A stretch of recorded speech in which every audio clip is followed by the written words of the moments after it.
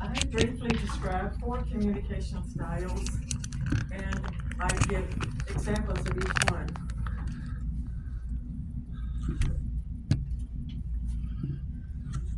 I also explore the styles that I feel like I have. Direct means being results-oriented, focused, and assertive. That describes the speech I did for my former husband, January 2024, at the memorial service that we attended. The results that I was focused on was leaving his loved ones and family members with the best memories I have of him, and discussing his good qualities. The second communication style is initiating, sociable, persuasive, and enthusiastic. That describes the speech I gave at University of Central Oklahoma in a public speaking class. I was persuasive in my political viewpoints, and I was enthusiastic with the social changes that I would like to see. The third one is supportive. That means patient, cooperative, and empathic, or empathetic. I messed up on that when I practiced too. Okay, empathetic.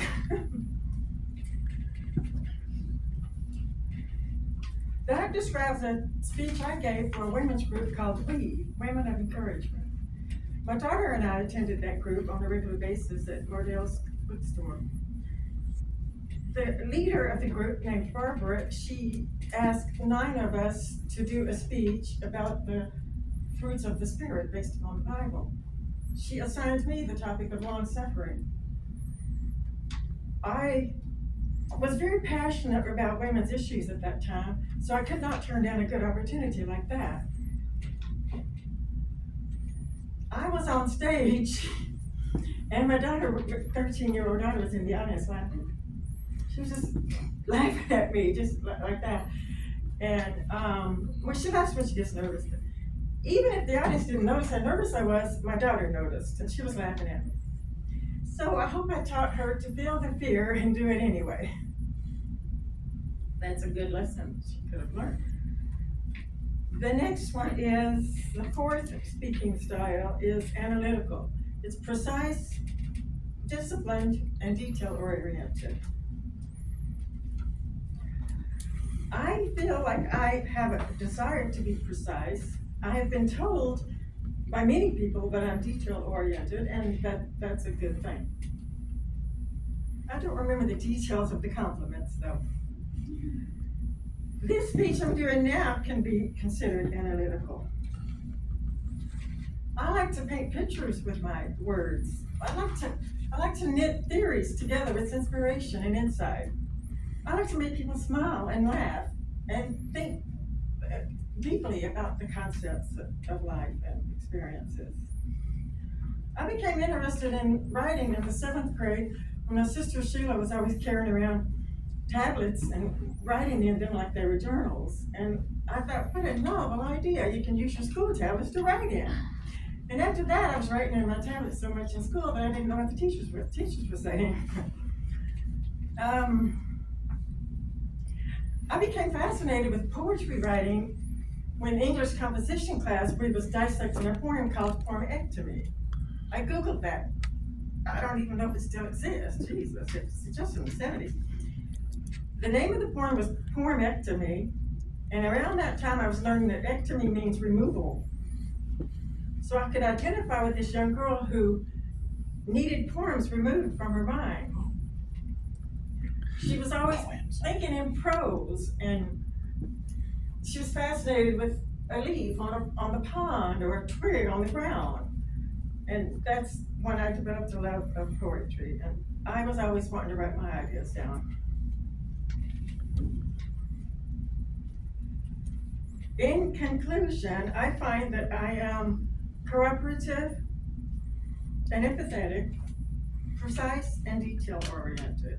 So I most closely identify with supportive and the analytical communication styles. I don't mean to be an interloper. I think I lived up this one.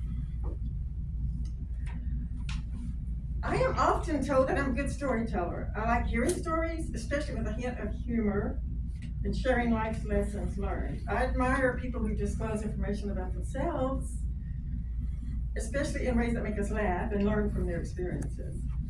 I've been told that I've been complimented on my self-deprecating humor. I prefer to call it self-disclosing humor because I don't exaggerate my bad qualities.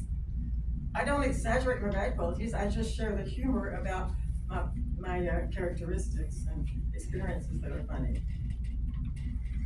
That self-deprecating is just an insulting word. So, I most closely identify with two communication styles, analytical and supportive. Thank you.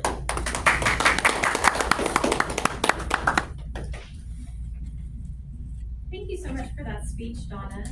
It's a hard one you take a quiz and you have to think about, well, how did I, and I'm really interested to hear the other places that you spoke. Thank you for sharing that. Thank you. And examples of different times that you used your different types of communication style. And I like to hear about where all of you are speaking in your next speech. Well, we've reached the end of our prepared speaking. Tell us, Mr. Timer, where our speakers in time? Madam Toastmaster, our speakers were well in time. Wakar spoke for 6 minutes, 9 seconds. Donna spoke for 6 minutes and 4 seconds, so well within the sweet spot.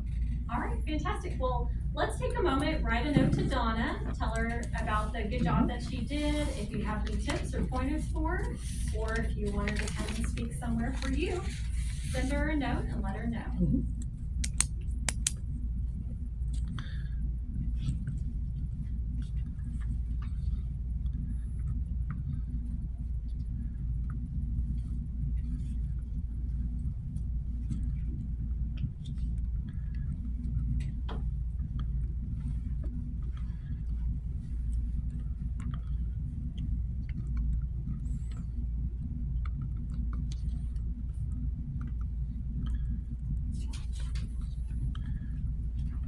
And when you finish up your notes, go ahead and pass those around to Donna.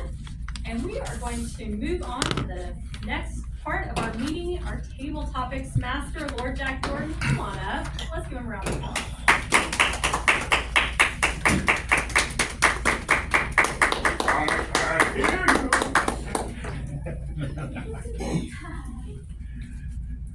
Everybody, this is the part of the program where we get to make things up. They don't have to be true. You don't even have to answer the question I ask. We won't fact check you. We're just asking you to try to speak for a minute. Maybe